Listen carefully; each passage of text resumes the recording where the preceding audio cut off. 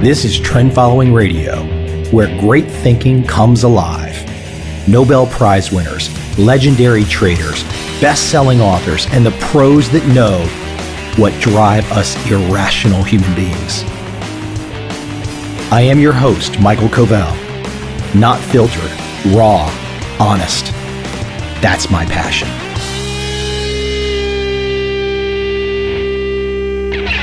My guest today is Steven Pinker. He's an American cognitive scientist, psychologist, linguist, and popular science author.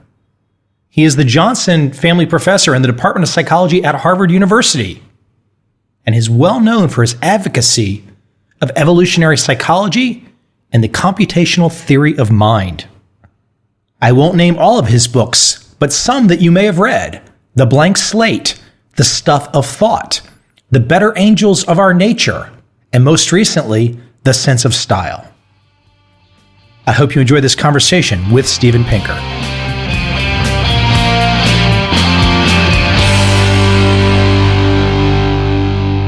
I think one of the most fascinating things that I've read about your career, and there's a lot of things that I want to talk about today in a short amount of time. Your career is very diverse, but I found it fascinating to see that you knew that you were an atheist at the age of 13. Talk to that. How did you come to that revelation as such a young man? I don't think it was an explicit conversion or deconversion. I just didn't devote a whole lot of thought to it. I think if you had probed me, that's what I have said, but it just wasn't really part of my consciousness because God was never part of my consciousness. It was really only in the 90s when atheism became an issue on the world stage, and people started asking me that it even occurred to me to think about it one way or another. And I think this will go into our conversation throughout today, which is you are attempting to the best of your ability to put science as the decider of what is. And speak to that. Speak to the conversion as a young man to where you knew that to the best of your abilities, science was going to guide you. Well, I take an expansive view of science. I don't think there's any single procedure called the scientific method. I think that science just is the attempt to explain phenomena using explanations that you can show to the best of your ability are true. So, and that's why science in practice involves a huge diversity of methods, from experiments to observations to math models to computer simulations. Science, in my view, is the attempt to derive true explanations for the world around us. This grew gradually. I think it helps that my chosen field is experimental psychology. It's not traditionally one of the sciences. It is constantly in an attempt to become more scientific. It covers phenomena from visual perception to war and peace to writing style that traditionally have not been approached scientifically, but increasingly have been. One of the topics that I want to jump into with you today is one of your books, The Blank Slate. And I think it's going to be a fascinating perspective for people that have not thought about this, is the notion that human behavior, it's been shaped by evolution. I mean, what's the inner workings of our mind? It just didn't unfold blank slate. That's your perspective. Talk about how that began for you, that process of learning and getting into the research, into the data. The blank slate is a metaphor for the mind as empty at birth, completely blank, where all of the structure of the mind comes from society, parents, and culture. That is, of course, the position that my book, The Blank Slate, argues against. I came to it from an interest in learning. In particular, how children acquire their first language. The immediate realization is learning is not possible unless you have some kind of innate circuitry that does the learning. Our cats don't learn language. A laptop doesn't learn language, but a baby does. Now, of course, that doesn't mean that any particular language can be innate. We're obviously not born speaking English or Japanese or Yiddish or any other language. But the ability to analyze speech coming out of your parents' mouths and derive the various grammatical rules that allow us to produce and comprehend an infinite number of sentences for the rest of our lives, that learning ability depends on the child being shaped in particular ways. This is an idea that's also associated with my former colleague at MIT, Noam Chomsky, who way back in the 1950s proposed that children are born with an innate ability to learn language. And it just, for me, was just a necessity that you can't have learning unless there is some kind of built-in machinery to do the learning. Now that, I think, applies not just to learning language, but to learning the other things that we encounter through our lives, other people, making sense of their behavior, objects, making sense of the three-dimensional world around us. I then was naturally led to the question, if the mind has some built-in structure, where did it come from? Well, it had to have come from the same source that the structure of the body came from, namely the processes of evolution, most notably Darwin's process of natural selection. And that led me, in my book called How the Mind Works, to try to fulfill the promise of that audacious title with a combination of cognitive science, that is the idea that the mind is an information processing system, and evolutionary psychology, the idea that the structure of our mind comes from natural selection, and therefore the innate complex properties of the mind ultimately can be explained as adaptations, that is, as systems that allowed our ancestors to survive and reproduce. These views have not been without controversy. Many people, and you write about these, there's certain fears that come with these realizations that you've put in print in your work. People are afraid of the idea that it might not be a blank slate. Indeed, and after publishing How the Mind Works, which was really on a book of psychology, of just explaining how we see, how we experience emotions, how we make sense of the world, how we form relationships, I became so aware of the political and moral and emotional colorings of the concept of human nature that I felt that I needed a book to explore those. And that's how The Blank Slate came into existence. The Blank Slate, by the way, is just about to be republished with an afterword, about a dozen years after it first came out. And it was a book that asked, why should the idea that the mind has any organization be so emotionally fraught, so controversial? Because we all know from just living our lives as ordinary human beings and applying our common sense that the mind isn't a blank slate. Anyone who's had more than one child will tell you that you really can't shape your children like putty. They have their own personalities as soon as they emerge from the womb. Anyone who's been in a heterosexual relationship knows that men and women are not indistinguishable. There are really some differences between them.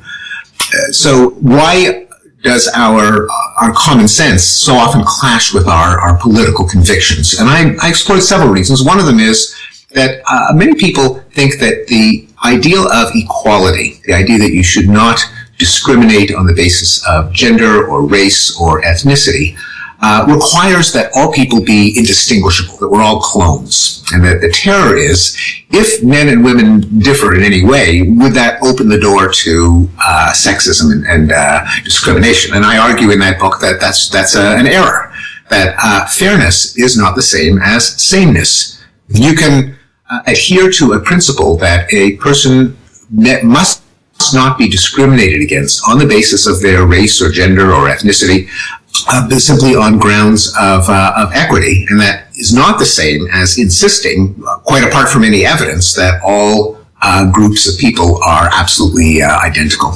A second fear is a fear of kind of a fatalism. That is, if we were blank slates, that holds out the hope that a new generation with proper child-rearing techniques and proper schools could wipe out all the traits that we don't like in ourselves. We could bring up a generation of children who are generous and committed to society and peaceful and open-minded. And the fear is, if instead the human mind is equipped with certain inborn traits that helped our ancestors survive and reproduce, wouldn't that say that human nature is so messed up that it's hopeless to try for social improvement? We're kind of stuck with the world that we have, and it justifies a kind of reactionary fatalism. Now, I argue in the blank slate that too is a non sequitur, because the mind is a complex system. We have many emotions and motives that are constantly battling themselves out inside our skulls. And even if we have some nasty traits, if there's a little voice inside us that seeks revenge, or that favors our own ethnic group over others, or that is selfish or short-sighted, there are other parts of the mind that can assimilate social norms, that can reason, that can express empathy, that can exercise a sense of fairness. And how people actually behave depends on which aspect of human nature gets the upper hand. And that can be affected by institutions, prevailing social norms. And so the human nature gives you the material that we want to work with in creating a better society. It doesn't condemn us to a world of perpetual strife and selfishness. And in fact, I, of all people, may have done more to cash out that idea than anyone else in recent memory, because in 2011, I wrote a book called The Better Angels of Our Nature that showed that not just is it theoretically possible for people to indulge in less violence, that's exactly what's happened. And I assembled a lot of data sets showing that rates of violence have come down over the course of history, well within the ambit of human nature. It's just that certain parts of human nature, like reason and empathy and self-control, got the upper hand over other parts of human nature, like dominance, revenge, aggression, and so on. You are right. As you mentioned some of your books, I have 5 pages of notes in front of me, so you're quite prolific. And I mean, it's got to be quite fun to have built the career that you have built and just get to explore your curiosity on a daily basis. That's just fun. Whatever one's curiosity is, if you have the passion for it and you can chase it, you clearly do. It's a lot of fun, huh? It sure is. I mean, it has its moments of stress and anxiety and frustration, like any career. But I do consider myself privileged to be a professor, have the freedom to explore ideas, write about them, teach students, engage in debate and argument. So yes, it's a great life. Let me get back to the blank slate notion for a moment. So here's a big question that people surely have when they start to hear some of your views and some of your research. Are we born good or bad? With some of each. I mean, we have, the mind is complicated. There are lots of parts. You look at the brain, you see it's this massively complex, convoluted structure built on layers. We have systems that we inherited from our primate and our mammalian and our reptilian ancestors. We've got this massively overgrown cerebral cortex that allows us to think and reason and control our emotions. And so there's no yes or no answer to whether we are born good. We have elements in us that can allow us to behave in morally defensible ways. We also have a lot of nasty and ugly motives. And I want to shift into language a little, and I want to just give a really brief story. That's something that happened to me. I'm currently in Vietnam. I was at a girlfriend's hometown over the weekend. We were at after lunch, but she's bilingual, but her friends really didn't speak much English. They knew a few words. This is post right around Tet. Some of the crazy shots come out, the alcohol shots, and a few of these shots get into me, and the next thing I know, I'm swearing a little. An F-bomb comes out. And one of her friends that really didn't understand English too well, but understood that, got very offended.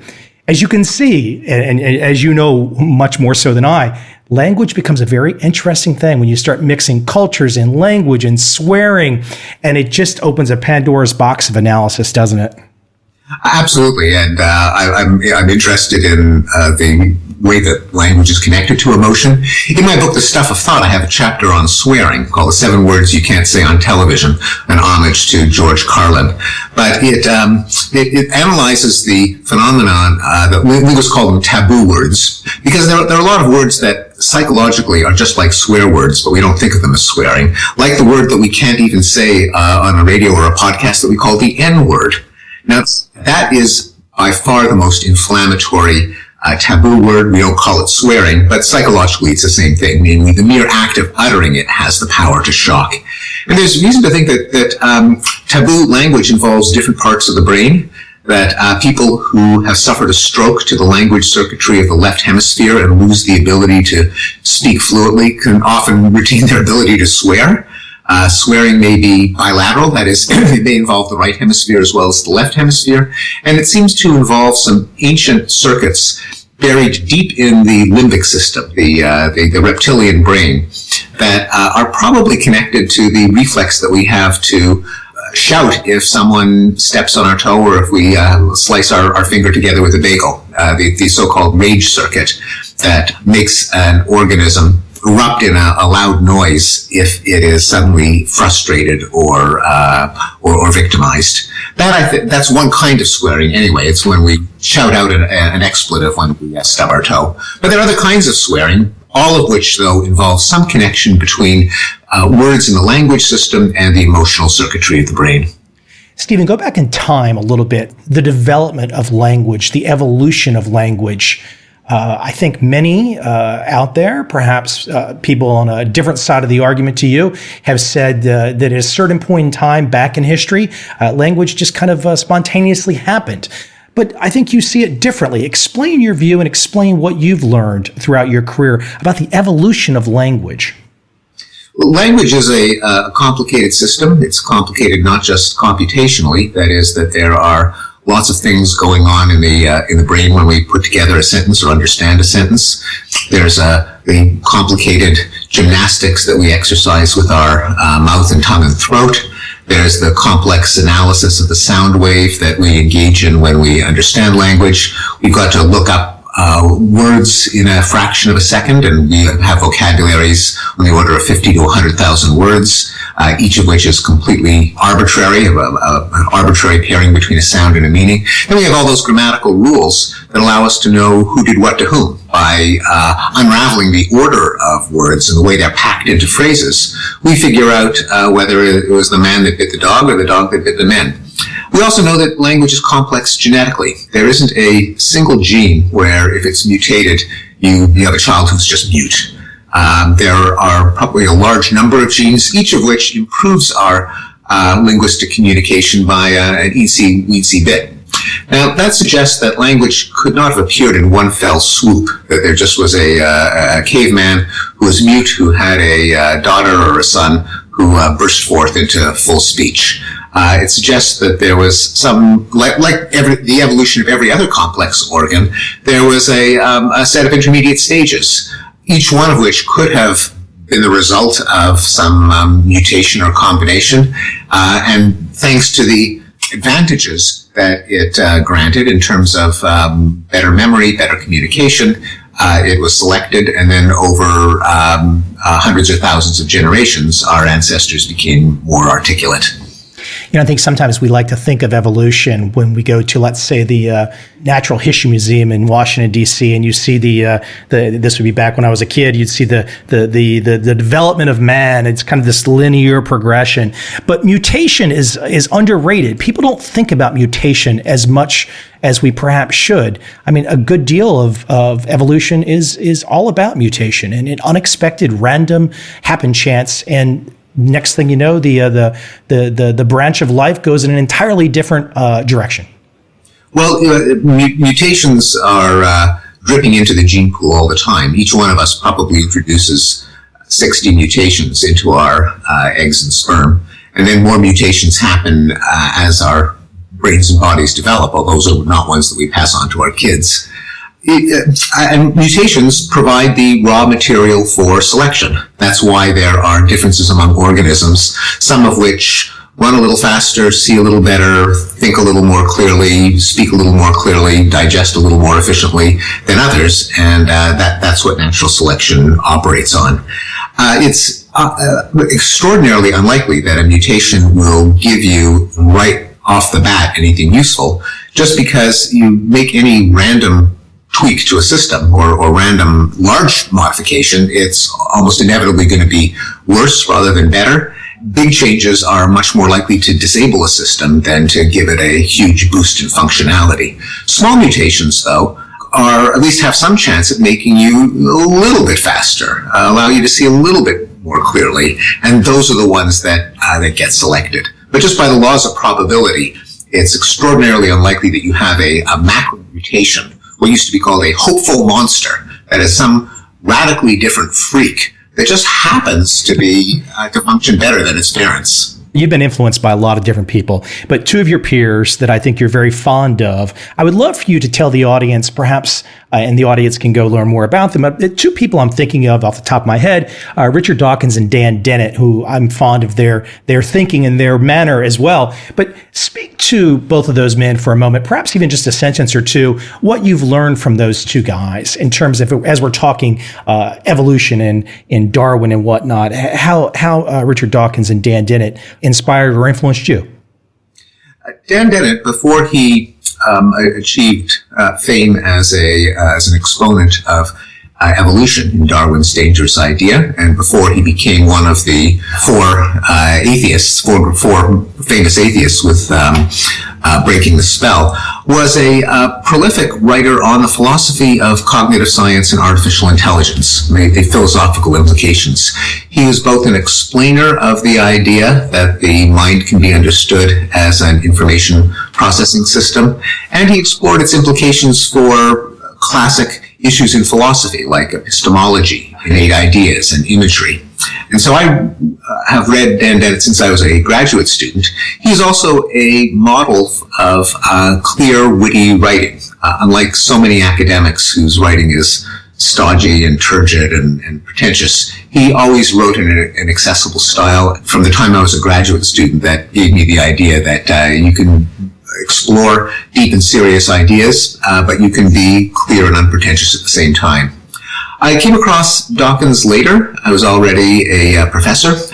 His books, The Blind Watchmaker and The Selfish Gene, were true revelations because that was my first entree into evolutionary biology. I had learned most of what I had known from the writings of Stephen Jay Gould, also a gifted writer, but one with an idiosyncratic and somewhat eccentric view of evolution.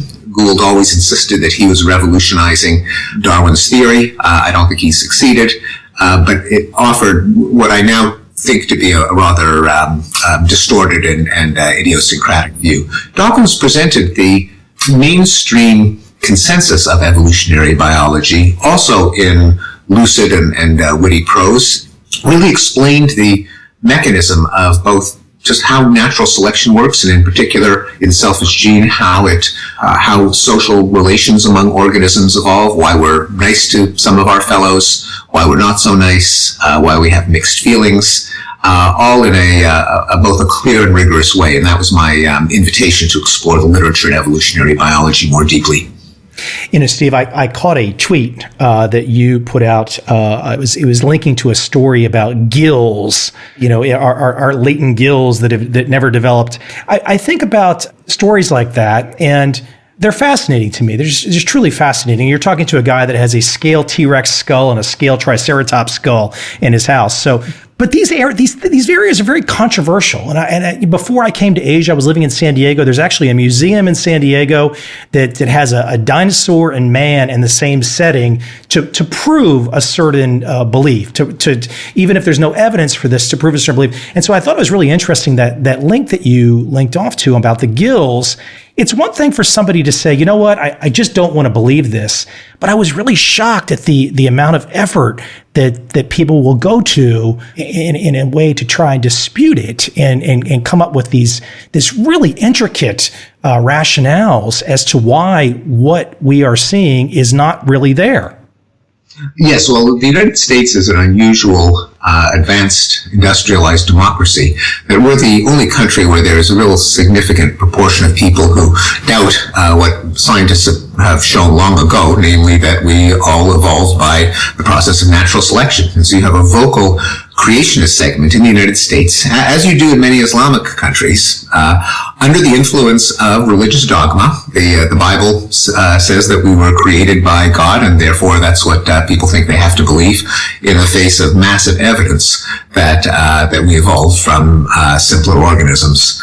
And the link that I tweeted on the latest in the story of embryonic gill arches comes from one of Darwin's 5 kinds of evidence for evolution. Way back in the 1850s, he noted that the embryos of many animals show vestigial traces of organs that are not particularly useful to that organism, but happen to be fully functioning in the organism's ancestors. The fact that our babies have a coat of hair, lanugo, which then disappears because our ancestors were furry. At some point in evolution, we lost our fur, but we lost it by getting rid of it in utero. The program for building a baby was the generic mammalian program that equipped it with a coat of fur, and then the fur falls off in humans. Likewise, way back in the 19th century, it was noted that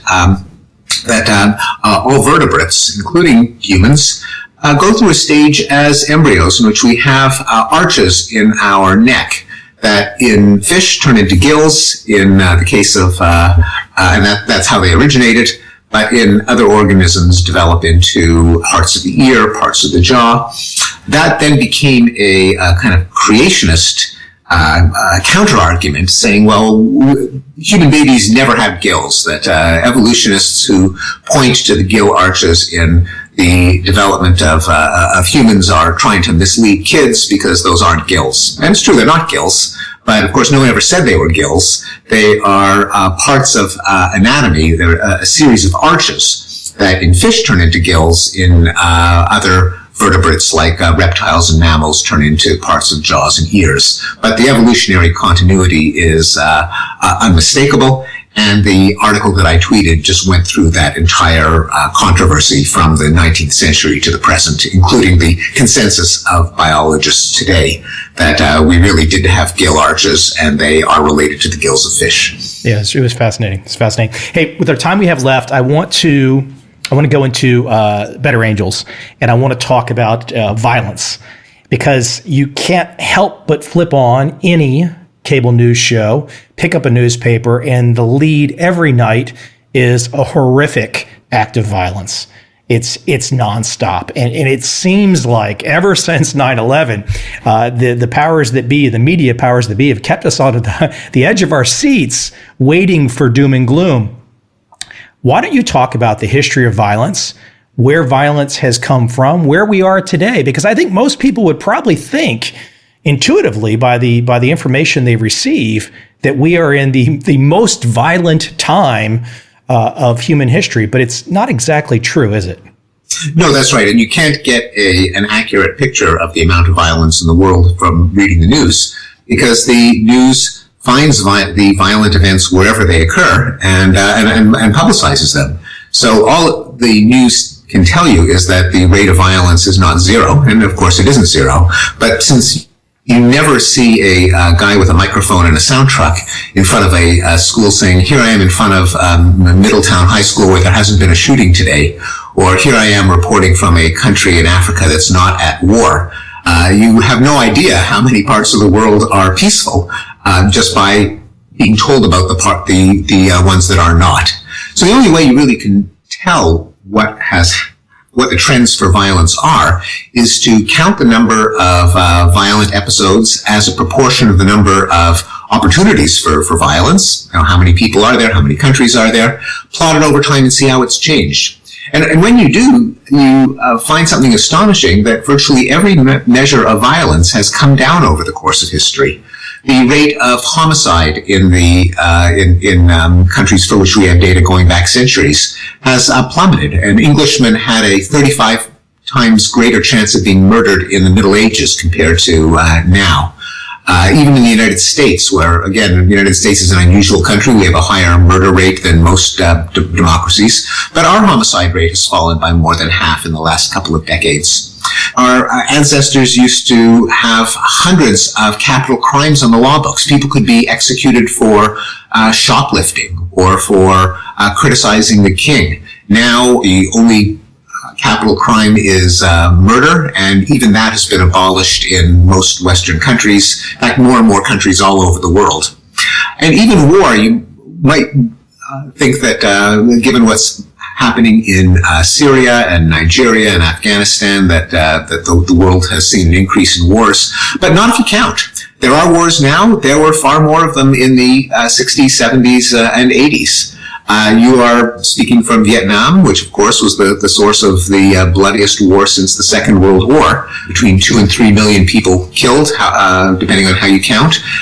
Vietnam fought a war after that with China, but for several decades it has been at peace. And that's something you don't hear about in the news. You don't see the reporter saying, here I am in Hanoi and bombs aren't falling. And no violence, Steve. I've not seen any violence in 3 years. Well, the rate is relatively low, and significantly Southeast Asia, which used to be one of the bloodiest places on earth, has not seen a war in many, many years. That's the kind of fact that you forget about when you only concentrate on the parts of the world that do have wars. Yeah. You also bring up, as people like to think about 20th century bad guys, the Stalin, the Hitler, the Mao, the Pol Pot. But you point out 13th century Mongols and 40 million people killed, but what the population of the world was far, far smaller. So, I mean, even though the 20th century looked just bloody awful, the 13th century was even bloodier awful.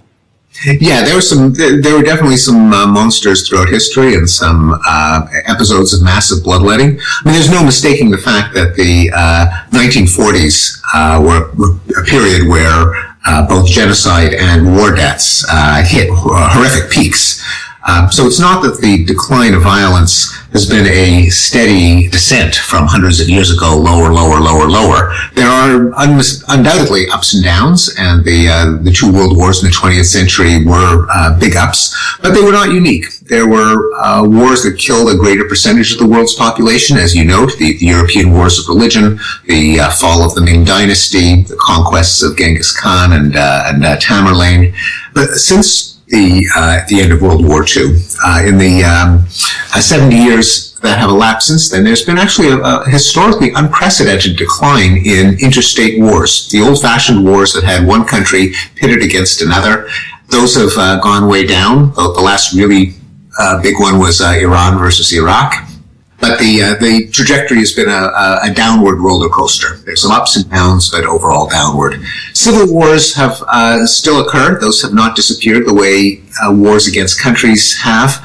But civil wars are still less plentiful than they used to be, and the death rate is way down from the peaks during the 70s and 80s. You cite Tom Schelling, you bring him in, and I've actually had Robert Allman on my podcast. They share the Nobel Prize together.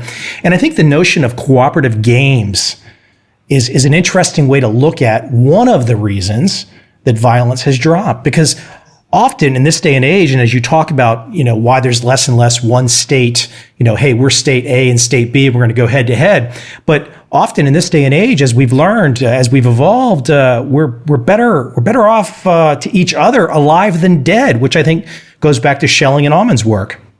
Indeed. The Schelling and Allman's work is highly technical, and most people can't follow the math. On the other hand, people do have concepts like a win-win situation or a zero-sum game, which trickle down from game theory and which can affect the way you think of a conflict. That is, do you think of a conflict as, is he going to win or am I going to win? Or you can think of a conflict as, how do he and I both gracefully step out of this conflict? Those are two different ways of looking at war, and a kind of game theoretic mindset says just trying to defeat the other guy could leave me much worse off than if I'm clever enough to figure out a way to get out of this contest in the first place. And I think we have increasingly seen that. We've seen the use of, say, economic sanctions instead of bombing, most recently in the case of Iran's nuclear program. We've seen UN peacekeepers. We've seen international organizations that try to settle disputes by negotiation rather than warfare. And it used to be that war was just a part of the policy options of any country dealing with any other country. What do we do about the fact that such and such a country has been stingy in their terms of trade, or are not buying our product? Well, what do you think? Should we invade them? Should we wage war on them? And that's the way countries used to operate. Now that has become, in most of the world, almost unthinkable. If Canada and Spain have a dispute over flatfish, you don't have the Canadian Parliament saying, well, do you think we should declare war on Spain? It's just kind of off the table. And that change in mindset is responsible for the fact that wars are, especially big wars, are less frequent than they used to be. We all need to ponder what it would be like if we did not have our current nation states today. As you quote Hobbes is saying, it would be nasty, brutish, and short. The state, and I get frustrated with the state, I get frustrated with politics, I get frustrated with the craziness every now and again, but the state really does. It's played a huge role in the drop in violence, hasn't it? Yes, for reasons that Thomas Hobbes pointed out, namely, and in fact, based on a kind of game theoretic mode of thinking, which, by the way, Schelling himself adapted. It's sometimes called the Hobbesian trap, namely, even if you didn't have a violent bone in your body, if you were worried that maybe your neighbor might invade to steal your stuff and maybe kill you in the process, you might be tempted to try to wipe out your neighbor in a preemptive strike, not because you don't like him, but because you're worried that if you don't do it to him, he'll do it to you. Now, he could be running through the exact same calculation. He may not harbor any malevolent motives to you, but legitimately fear that you might wipe him out, perhaps if for no other reason that you're worried that he might wipe you out ad infinitum. When you have a third party, a state that will penalize the first act of aggression, it can calm everyone down, because not only are you deterred by the state from stealing from your neighbor or killing your neighbor, but you know that your neighbor is deterred from stealing from or killing you. And that can damp down the tensions that can erupt in warfare, even when there isn't a thirst for blood. Now, of course, that raises the problem that states themselves can and do and have inflicted violence on their citizens. And I think of humanity as poised between the hazards of anarchy and the hazards of tyranny. I see the quest for a workable democracy as an attempt to come up with a form of government that is strong enough to prevent people from preying on each other while not preying on the people itself. And that's what we want in a good democratic government. On an individual level, this really comes down to putting yourself in the other person's shoes. And at certain points in time in history, and not too many decades ago, people would have, and even still in various places, for example, with ISIS, the idea of torture and really trying to hurt another human being and to really inflict awful pain. We have learned, we've evolved to put ourselves in other people's shoes, and that's also played a huge role in the violence decreasing, hasn't it? That's right. There's reason to think that our circle of empathy is expanded. We all are born with a sense of empathy, but we don't necessarily apply it to every living thing. It's very easy to apply your sense of empathy only to people who are in your immediate circle, your family, your tribe, your friends, cute little fuzzy animals. The idea that we ought to empathize with every human being, or for that matter, every living thing, is more recent, and it has to be encouraged. We look with incomprehension and horror at both our ancestors who would burn people alive, or break them on the wheel, or impale them with spikes as a routine form of criminal punishment. We look the same way at ISIS today, thinking like, what could they possibly be feeling? How could they not themselves feel a stab of pain, seeing the pain suffered by others? But it is a sad part of human psychology that empathy for every other living thing is not automatic. And one of the areas of progress has been to take the point of view of people who are unlike ourselves and to put ourselves in their shoes and treat them the way we treat our immediate circle. I hope they're not coming for you. I hear the sirens in the back. No, I think I'm safe. Hey, I have one last kind of fun question, but there's a lot of seriousness behind it.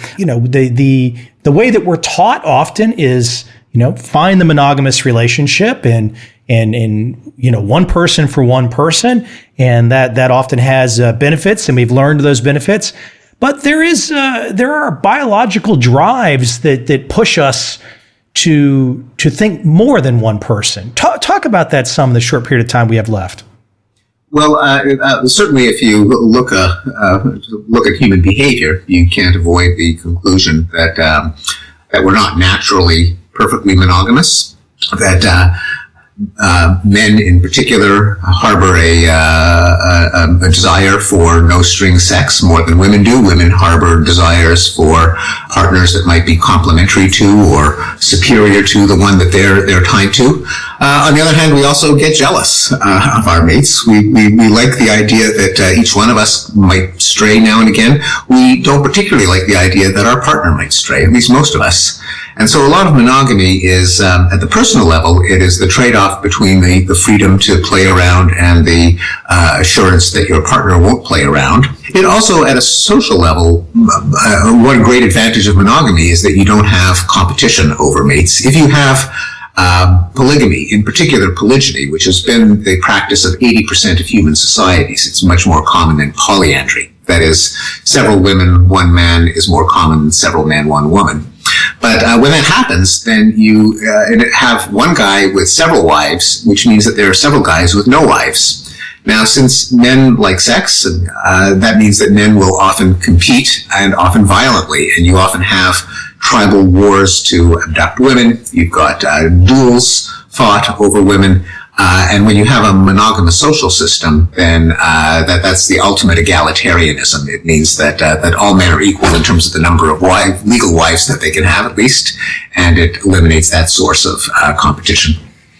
Steve, you've got too many different angles in your life, too many directions you've gone. Where will you be going next?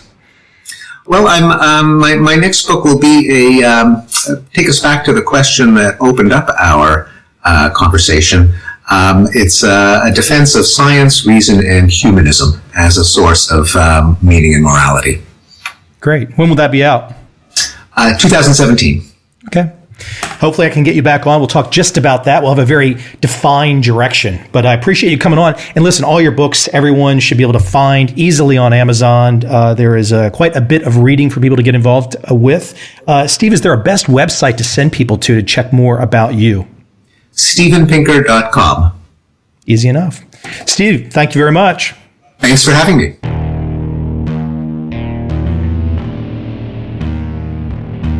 I see a time when those awake will understand how to make money in up, down, and surprise markets. Whether new trader or experienced, college student or financial advisor, protecting against a crash or just trying to make a lot of money, trend following offers everyone an answer in uncertain times.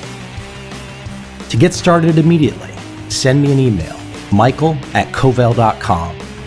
I will send you the right trend following steps to take along with my free video. But if you want to buy and hold, trust the government and trust Wall Street, this is absolutely not for you.